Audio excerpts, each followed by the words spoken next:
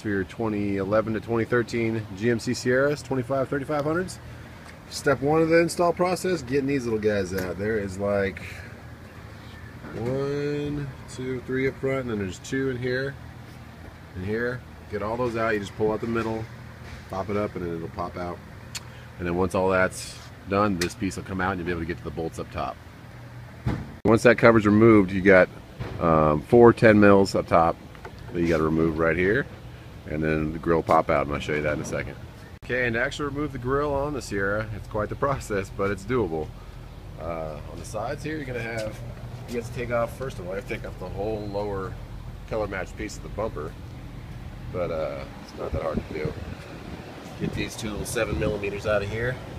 On the sides, there's 1, 2 of them, and these are just clips. You kind of get a screwdriver in and pop them down with your little leverage behind it, and these little clips all clip out forward from there underneath the headlight. And then behind the grill, you're going to have, I think it's 6 clips, and you have to actually squeeze them with some channel locks or some needle nose. Squeeze these tabs down as you're pulling, and then all 6 of those will pop out, and this whole piece will disengage from the truck right there. If you're buying our LED bracket for down here, it makes it way easier to get in there than having that in there. But you don't have to remove this to do our grill install, but to get down here, it does make it easier. For here, if you have the LED version of our grill, you're going to have to notch this out, and I will show you that in a little bit. But keep this top piece up to here, because you're going to use this to mount the top of the bolt, the grill, and have stability. I'll show you all that in the next video, but we went overkill. We just want to show you how to uninstall that whole thing, but you don't really have to. You can just cut this out on the grill, and I'll show you that cut in a little bit. Okay, now if you went with the 20-inch up top, you're going to have to go ahead and cut out the center support. This holds a factory grill. These little clips, so you don't need them anymore because it's hollow now in the middle. So mark up right here. It's right about where the bend is, right above the bend.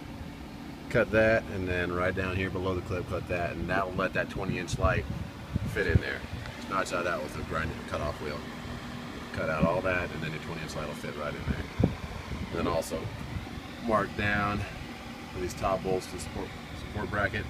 It's going to be your top stability of the whole grill. It's a heavy grill, so you want to make sure you measure these out, mark them with an X of where they're going to go.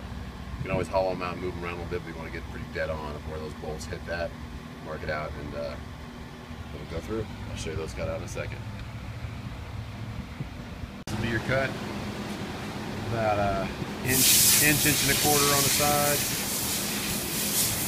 You can leave these. You don't really have to though, because the grill sits out to here.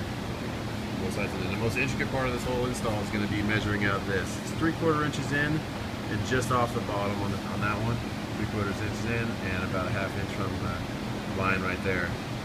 Kind of eyeball them by measuring up the studs coming out of the grill, but definitely 3/4 inches in, and that one's right on the bottom. This one is 3/4 inches high. And you'll make these holes bigger than the actual bolts, and then have the bracket behind it. A little bit of wiggle room to adjust it, but you want to make sure those are pretty much dead on so that the grill sits right in there. Alright. So for the holes, you're going to be 3/4 inch into the center, and then right on the edge of that. And this one's almost to the top. We actually had to move it up a little bit, so you're 3/4 inches in and like 1/4 inch down. And you can hollow them out a little bit, but you don't want to make it too big so you don't lose the alignment on it. So yeah, mostly you're going to be closer to the top of this. We started that right there. There you go. Okay, now once you're getting it mounted up, make sure you start with these bottom side ones first, because that's the most important one to get the grill centered. So do that one and this one with the brackets provided and the bolts. Be nice and gentle on those. Don't torque them too fast if you're using power tools, because it will cross thread sometimes. Use a hand tool, even though it takes forever. You don't want to cross thread, because then you're going to be in trouble. Or use a little bit of lubricant on the threads so it doesn't get binded up. But you start with that one, then go ahead and finish up the bottoms. Don't make them too tight, because it is a plastic grill, so you can bind it. Even with the top ones, not too tight, just enough to hold it in there. And on this top one, I give you washers provided. Top ones, you're going to have washers provided to go ahead and get a good back spacing. I used 5 of them on this one, just so it's nice and flush down the front of the grill. But right there behind it, there's 5 washers you can see down in there. And that'll give you the back spacing to kind of keep this flush. Okay guys, and here's your finished product. You have your 2 6-inch LEDs in the corners, and they're actually facing out a little bit because of your natural bend in your grill.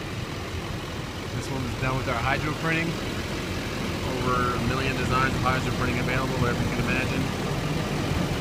Polished bolts, 20-inch up top, 2 6 in the corners, polished mesh. There. RaceMesh trucks, RMT. Thanks, guys.